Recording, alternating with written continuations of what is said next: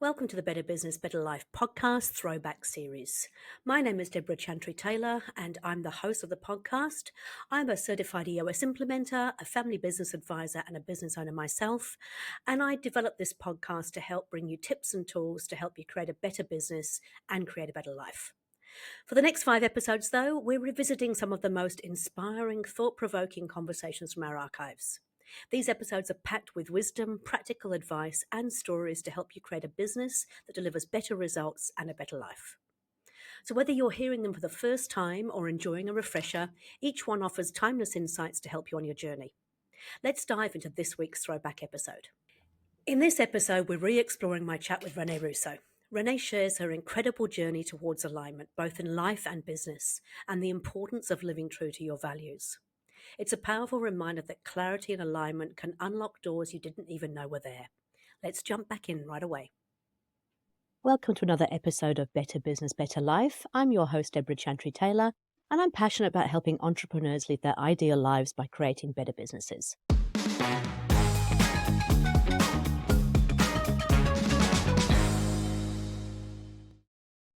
I'm a certified EOS implementer, an FBA accredited family business advisor, and a business owner myself with several business interests. I work with established business owners and their leadership teams to help them live their ideal entrepreneurial life using EOS, the Entrepreneurial Operating System. And my guests that come onto the show are generally experts in EOS, or they're using EOS in their business and they've used that to turn around their business.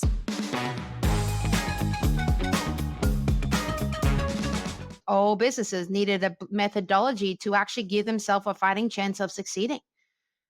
It seemed ludicrous to me once I knew about the operating system that any business should expect to succeed without this fabric. And I realized that 80% of businesses do fail in the first 10 years.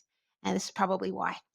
So I became an implementer. And then after a number of years doing that and coaching implementers and really immersing myself in that journey of helping business owners and their leadership teams master the simple tools and disciplines that help them get to the next level and the next and the next.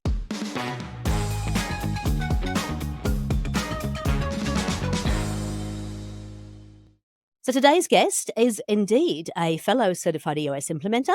She is also a certified exit planner and value advisor, and she has founded a really successful business that has a life coaching system to look after your entire life, if you like, both business and personal. Renee Russo is the CEO of Rise Up Business Coaching, and today she's going to talk to you about how to live your life by your design. And what I mean by that is creating awareness that as the business owner, what you truly desire should be what's driving the business. And so how do you find out what truly is driving you? Welcome to the show, Renee. Really looking forward to chatting about this. Thank you so much, Deborah. It's exciting to be here. Yeah, I always love talking to you. So you've been on the show before, so listeners may have heard from you. But if they haven't, why don't you just give a little bit of a background about who Renee is and what drives you? Thank you. It's interesting when you talk about yourself and your story, as that story is informed by new data and your awareness, I find that it changes over time. And so more recently, I found myself explaining who I am and where I've come from by starting with saying that I'm an accidental entrepreneur. I started my career in an accounting firm, quite obsessed with this system of double entry accounting. And I wasn't so much passionate about the numbers, but the system, the balance, the order, and the flow of data through that system. And although the accounting piece and that path was short lived, I discovered my passion for business and my real desire to help businesses succeed. And I then turned my attention to people and thought that I would solve the problems of business with great talent. And time again, I would pour great talent into these businesses that would then continue to struggle. And it wasn't until I married an entrepreneur myself and moved to Canada in the midst of his startup period that I realized how much of a grind this running a business really was, how difficult it was.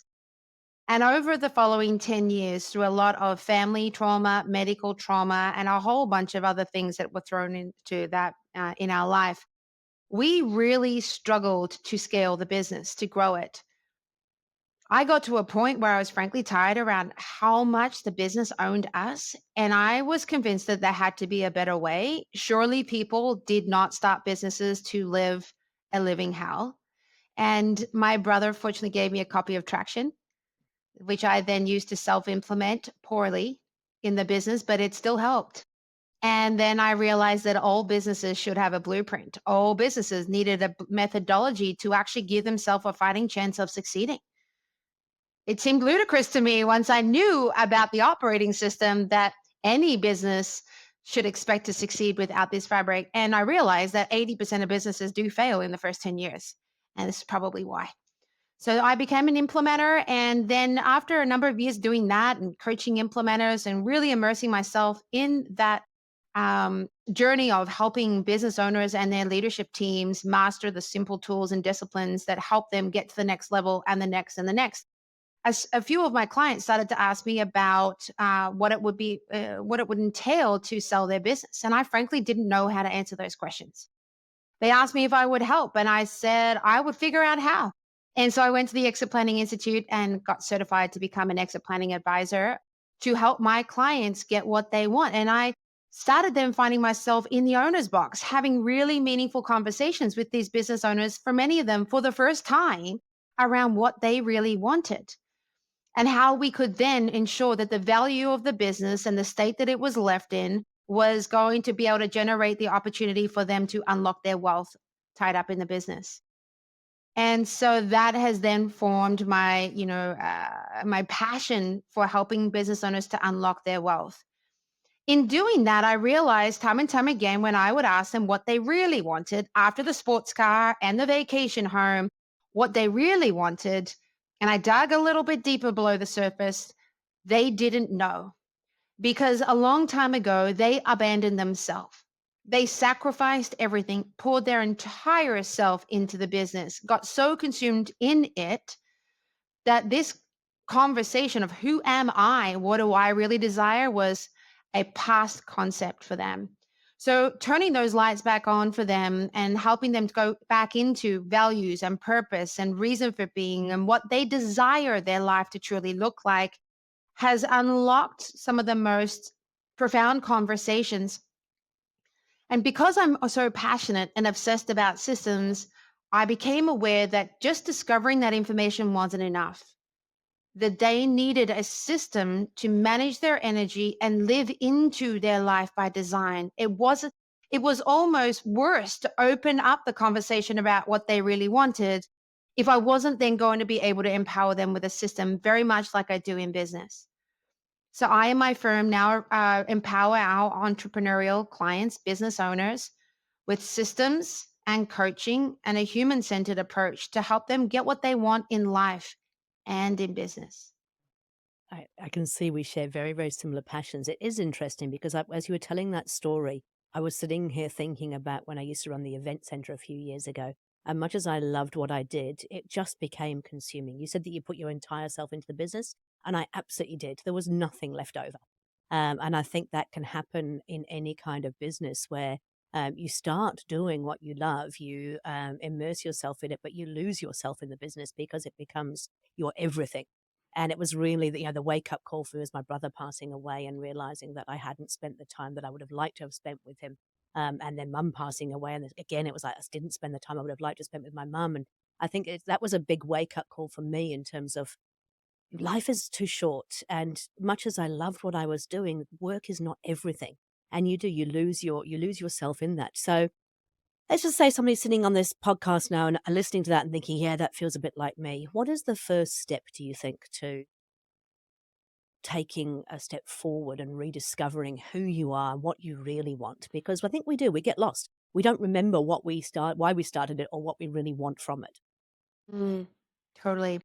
What I found is that it's not a light switch. You can't just like go from complete abandonment of self to now suddenly I'm all about me and what I want. It's a process, time spaced, and creating the capacity to do that, creating the room for self is something that has to be developed. And I really do think it starts with changing the way we run the business, creating space for the owner to elevate out of the day to day to start to reclaim at least some headspace for self is the first step. So, using an operating system or a simplified framework for running the business and empowering it with people, process, and resources to run without you is work that really needs to be started sooner than later. Because while you're compressed inside of that business, consuming so much of your energy being an operator, it's very hard to come to a place where you can think of yourself and act as an owner, let alone a human outside of all of this. So creating space for you to elevate to the owner's box, so then you can think about what you need from the business from a wealth creation, financial stability, and make sure it's secure as an asset is the second stage.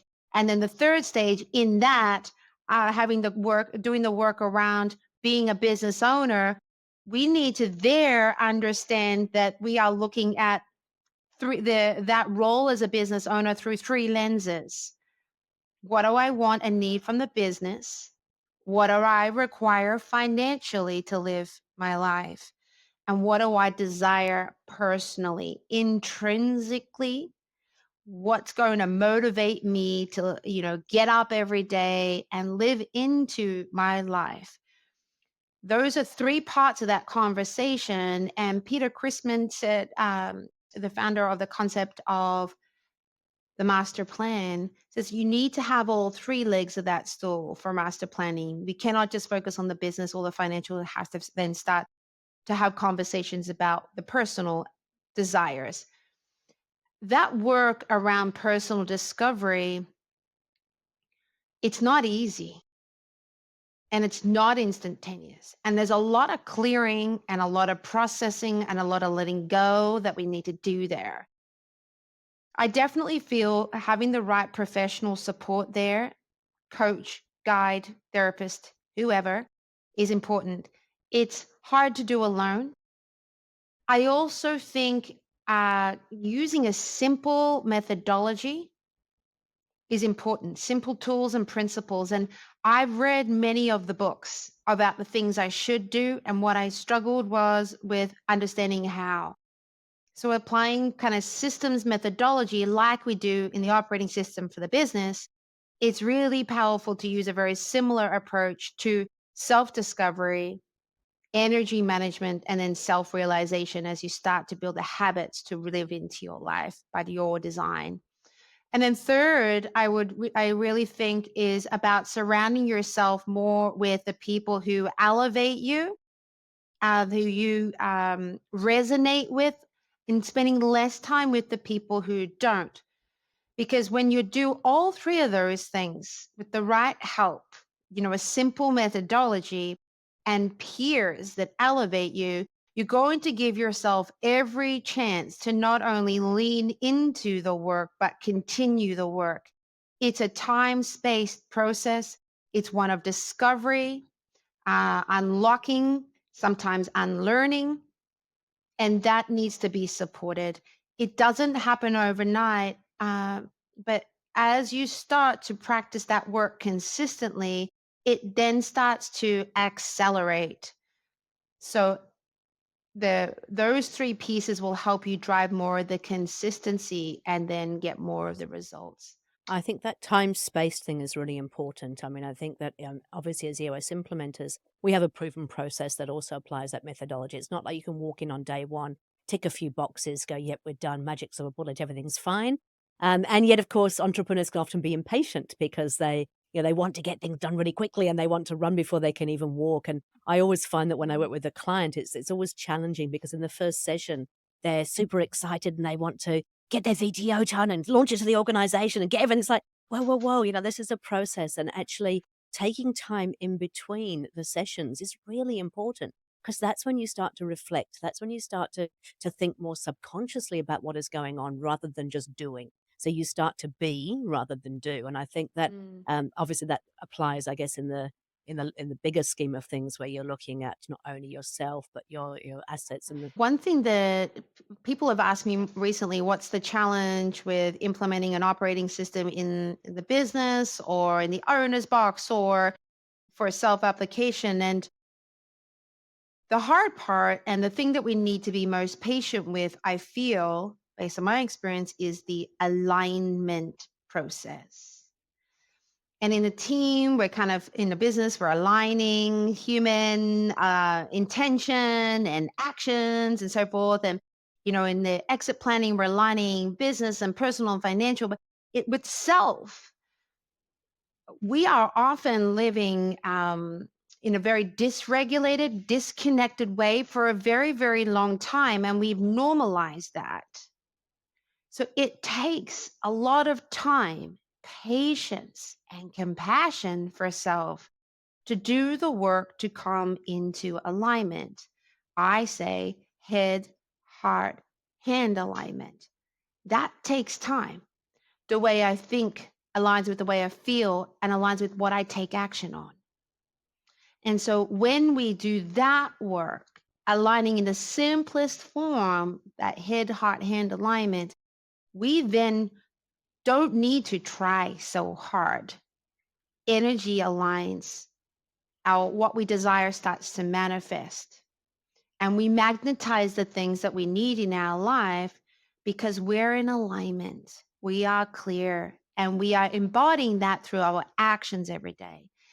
The level of alignment and the level of reward and results and things we desire in our life come from taking action.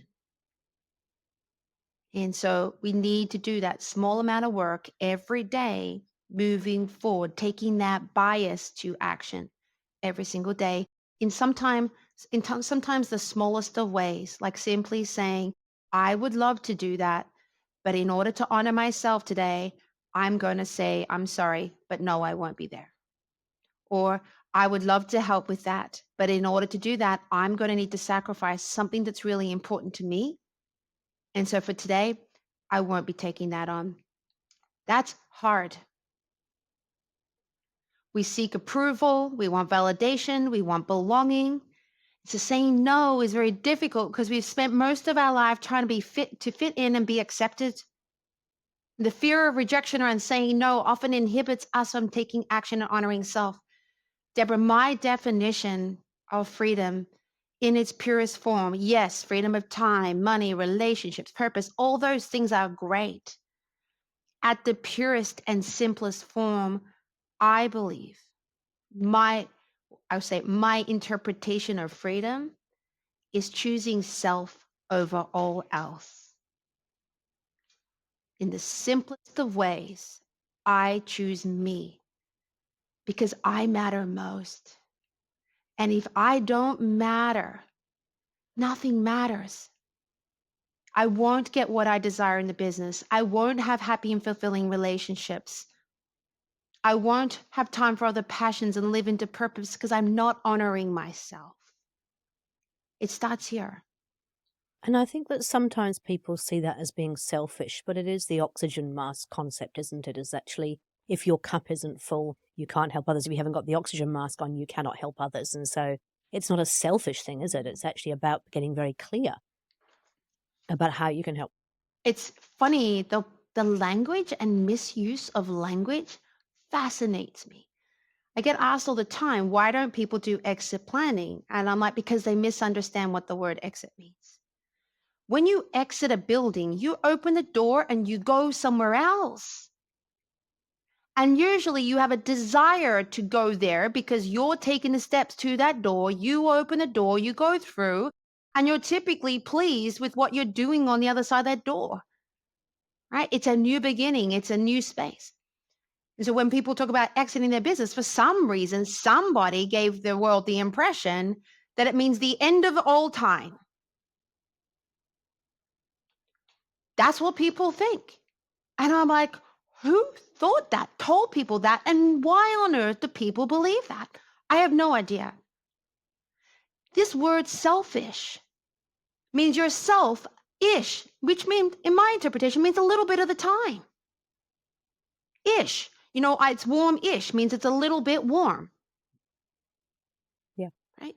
So selfish tells me that I'm honoring myself a little bit of the time. What is wrong with that? And who made that a bad thing? Why can't it be self more? I am myself more. I honor myself more. I think we just need to change the language. And if we can't come to terms with the word selfish, then let's take it out of the vocabulary and switch it in with I'm aware of who I am, what intrinsically motivates me. I'm conscious around how I live my life. And end of the day, the only person I answer to is myself. I honor myself in the way I think, feel, and behave every day. If I said to somebody, does that make me a bad person? I don't know a single person that would say, yeah, that makes you a really bad person, Renee. So we got the language wrong. I think that is absolutely right. And I've just written that down, so that's beautiful. So selfish, a little bit me. And what's wrong with that? Let's get self more. It doesn't even mean that you are necessarily leaving the business entirely either, right? There is a way to build a business that can, where you, I don't know, where you can either choose to take a different role within the business, or you can choose to sell it, or you can choose to bring on board other people that can help you. There's more than one way to exit plan. Is that right? Oh, yeah. It's so funny that I'm just going to play on some of the language that you mentioned there, that the exit planning doesn't mean that I'm necessarily walking away from the business. It means that I'm planning that when I do transition, I'm going to leave this business in a better state than when I found it. Because without planning, effort, and intention, chances are you may not leave it in a better position than when you found it. And that's going to make it hard for the next owners to do something meaningful with it. And it's going to make it very difficult for you to extract your wealth that's locked up inside that business. So exit planning just gets us thinking and acting on the business now with future buyers in mind, ensuring that they will find the business attractive, that the business will be ready for a transition. And when that day comes, you're doing it as a business owner on your terms and your timeline. You may sell a portion of the business to an organization that has deep pockets and together then fully sell the business later. So we call that 2 bites of the apple. You may hand it down to generation. You may do a management buyout. You might do a full divestiture, just sell it outright. In all of those situations, it doesn't matter what terms. What it matters most is that you have options. When that day comes that you say, I am ready for a transition, and you do so leaving the business better than when you found it, and you have the opportunity to take your money out of the bank, who would pour their life savings into a bank account, expect that the value of that bank account would go down over time, and they would never be able to take their money out? I don't know anybody who would do that. I therefore don't understand why any business owner wouldn't be expecting that the value of their business would need to increase over time. And at some point, they're going to go to the ATM of their business and pull their money out and hand that business over to the next caretakers. Nice analogy. Love it. Okay, I'm going to go back a little bit in time, if I may, because this show is all about how we can build that better life through creating a better business. And you were an EOS implementer as well as an exit strategist. And you said that your brother gave you the book Traction, and that kind of opened your eyes to the thing. You tried to self-implement. Can you just share with us a little bit about? You said that I think I can't remember the exact words that you used, but I think you said poorly. You self-implemented poorly, and I guess I'd just like to understand how was self-implementation for you, and why do you think of it as poorly self-implemented? hmm well, the first thing is I love Stephen Covey's 7 Habits of Highly Effective People, and he talks about in that implementing or making changes around any one of those habits Mm. will help. But when you embrace all 7 in an integrated way, you get exponential results. And so when we self implemented, I didn't understand the art and science of the tools because I wasn't working with a specialist.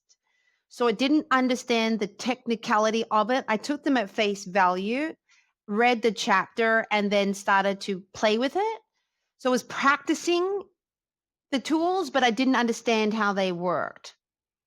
And so when I became an implementer, I understood how they worked. So, as a user, my ability to get the results I wanted through using the tools as they were designed went up. Also, I found that I was able to, and then found my passion for teaching other people the art and science of the tools and how they are designed to work so that they could realize the rewards from using them more successfully. Then they would then sustain them over time. I like to empower people. I don't like dependency. I like to educate, inspire, empower people to become their own guru. And working with an implementer allows you first to be the student and learn how the tools work, practice the mastery, and then the teacher can disappear and you can become the teacher so that you then can teach it to the next level and the next level. And that piece was missed because I was really taking the tools at face value and applying them, and I missed the education and the understanding around how they work. And I feel as an implementer, we have the beautiful opportunity to educate, teach the tools, coach the mastery of them so they then are used effectively to get the results. Then when we graduate clients and let them go, we're confident that they know how to teach this into the business. It's actually really true. I've been working with So, a self-implementer for the mm, last year now. They had self-implemented for a couple of years before I came on board. And don't get me wrong, they've done a wonderful job in terms of what they knew and what they were able to do. But what Adam sort of shared with me was that by having an implementer come in, yes, he got to see how the tools were used in context. He got to see how they were sort of, designed to be used. But also, I think more importantly, he said that he had the chance now to step away from being the facilitator, because in those sessions he was being the owner and the facilitator, and it's tough to do both, right? I mean, it's not saying that you can't, but mhm. it's not an easy task to be able to be facilitating the discussion with the entire team and also be participating as a participant of that leadership team. Totally, totally. I agree with that. You're already, as a business owner, wearing the owner's hat, the operator hat, the primary leader hat. Now you're trying to teach and coach and all those things. It's exhausting. What I do like is that it also puts the entire team into a level playing field where they come and they learn how to be a team and they come into alignment. And so all people in the room get to come into that team formation, that cohesion, and because nobody's being the instructor. And so I think you're absolutely right. That alignment is the hardest work.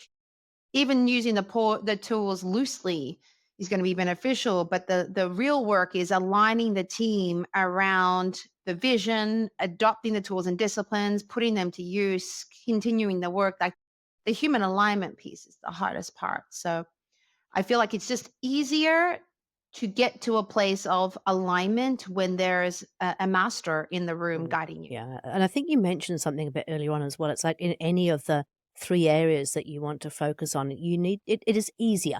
It's not that you need to, but it's easier if you have somebody to help guide you through that. You can do all of this on your own if you really, really want to, but it's gonna take longer. You're not gonna have that expertise. You're not gonna have the outside viewpoint either to kind of challenge you on some of, our thinking that is, whether we like it or not, is fixed Totally. because, well, this is what we've been taught or brought up in a Mm, certain way. So, I think the idea of mm. having somebody in each of those areas as you progress through it is really important. So important. And then you mentioned something important also, the Mm. accountability, which I think is embedded, but I do want to draw it out. I've paid personal trainers, breath coaches, like people who are telling me to do things I already know how to do. And I thought to myself, why do I keep paying all these people and coaches? And it's because the accountability mechanism. They keep me on a cadence and they hold me accountable to a higher state version of myself. They hold me to a higher standard. My clients joke that they're afraid of me and that, oh goodness, we can't do that. Don't tell Renee, and so on and so forth. I think there's a little bit of truth to it, but it's mainly that they know they're not really letting me down. They're letting themselves down. I'm just holding that standard up for them to see what they're capable of, and holding them accountable to it. Not just accountable, but I'm holding them able. I'm holding them able to rise to that higher level because I'm giving them the tools and disciplines to get there. And I think you're right, the cadence, I mean, it's really why the level 10 meeting works, isn't it? It's because you know that when you're going into a level 10 meeting, I've got teams who literally the hour before the level 10 meeting are rushing around to make sure they've got everything done because they know they're going to be held accountable for it. And the quarterlies are the same. And, I've got a personal trainer that I work with, and 3 times a week, I know I'm going to that personal training session. There's just, I don't know, there's a cadence that it does, it helps keep things moving, I suppose. Otherwise, I would be a terrible Mm, procrastinator, and it would be so easy to not hold myself accountable. yeah, couldn't agree more. Okay, so tell us a little about your life coaching system because I'm really fascinated to hear a little bit more about that. Yeah. Just like becoming an entrepreneur and building this firm, I'm an accidental creator of this life coaching system. I'm a quick start, so I tend to have life slap me in the face, and then I pay attention to it and I address a problem. But when I address a problem, it's very important to me that it be done well. My dad would always say, a job's not worth doing unless it's done well. And then he would go on to say, good, better, best. Never let it rest until your good is better and your better is best. And so that's ingrained in me. So I don't do things halfway. So in 2021, uh, my personal life fell apart when I realized I was not in the marriage that I wanted to be in. And in leaving that marriage, I lost everything: children, homes, community, money, everything. That hit me really hard, and I fell really, really hard. The lowest I've ever been in my life. Not my first crash, but definitely the lowest. At that point, I had a business. And the only reason I could leave my marriage was because I was financially stable enough to afford to leave. I was an immigrant in a foreign country. And the only way I could afford to get out was because I had my business. So I had to keep this business up. And one of my 3 children was still willing to see me. So I had to keep standing up and facing life, though every day I didn't want to. And it took so much energy, up to 3 hours in the morning to actually get up.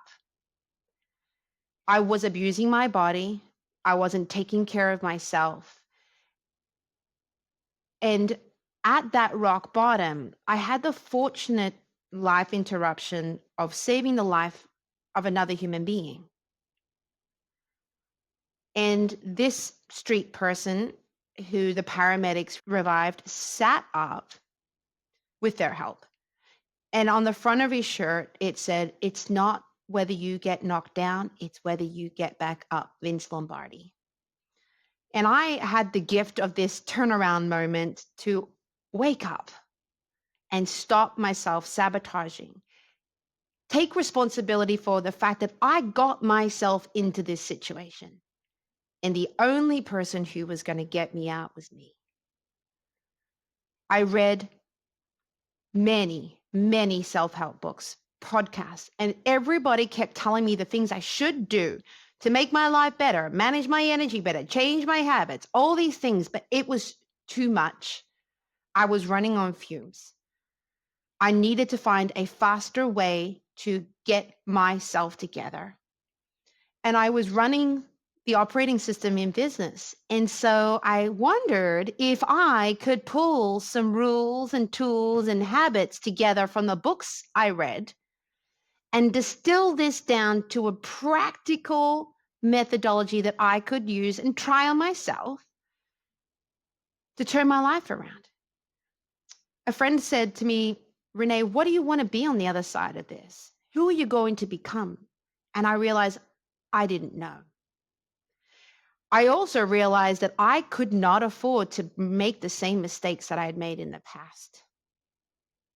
And I was aware that I had a very small amount of energy that I needed to magnify to get the strength to climb up that mountain and rise through this catastrophe. And so I started to practice the basics of energy management, mindset parameters, just 5, basic habits, just 5.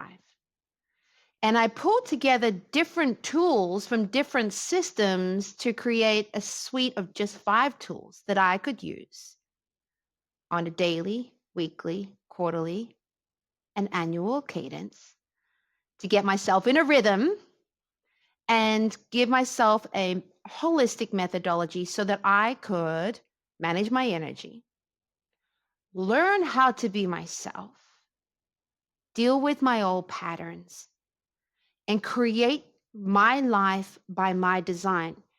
I didn't know until this point, when I had no life in my mind, that actually everybody can do that. I just happened to have flatlined my life and I needed to create my design.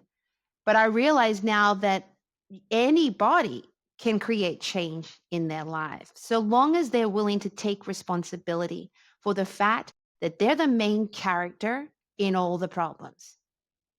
That change will not happen externally. The world won't change for you, but you can. And it starts with the way you think, then the way you behave, which then impacts the results you get. And that part really needs to be systemized so it can be sustained, so that you can build a practice of being yourself, manage your energy, and live your life by your design. So, much like we do with business, this simple playbook has fallen out of my own experience.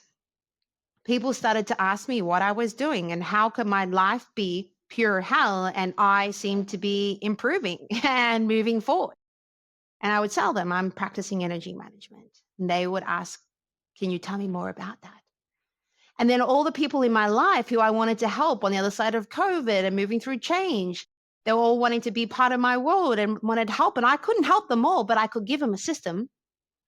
So I started to give this, deliver this, teach this to other people. And it turns out what worked for me can work for others. For those who are ready to take responsibility, make smaller changes, even down to 5 minutes a day, and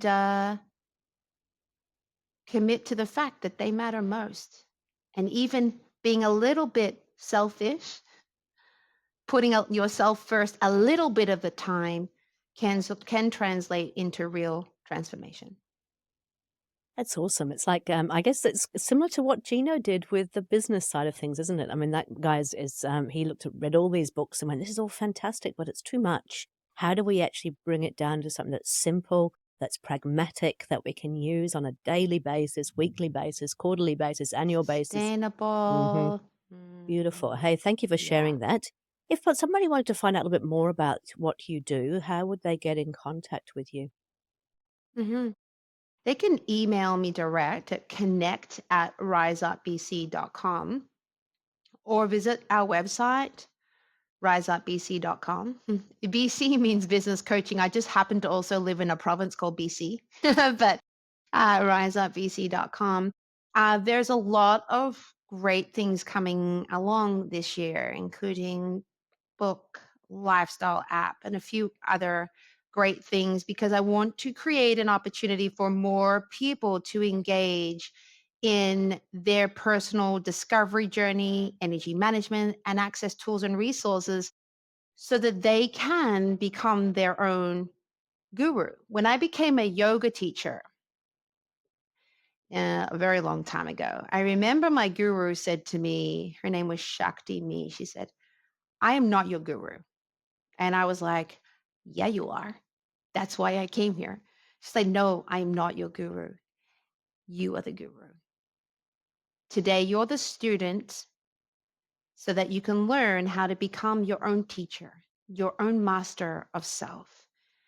And I feel that with the power of a simple system and guidance plus community, people really can realize their freedom to live their life by design. That is a byproduct of the inner transformation. It starts in here. It starts with that alignment we talked about before: head, heart, hand alignment in the basic form, making sure that you matter most every day. Beautiful.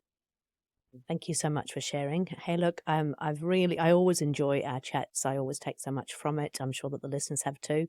Renee, I will put those details in the podcast episode. I just want to thank you so much for being open, for being vulnerable, for sharing your story.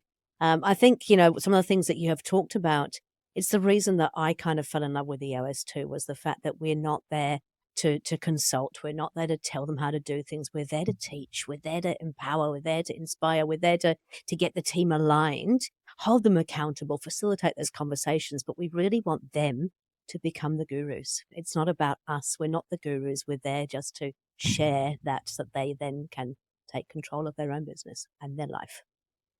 Absolutely. You know, that saying, you teach, feed someone a fish, they'll eat for the day. You teach them to fish and they'll live. But I also think prosper forever. This is the era for real human transformation to take place. And when people are willing to do the work with themselves, nothing but good things will come from that. Here. Here's to a fantastic 2024. Here's to a great year for you. I hope that you continue to thrive and prosper and flourish. And thank you so much for spending the time with me this morning. Thank you, Deborah.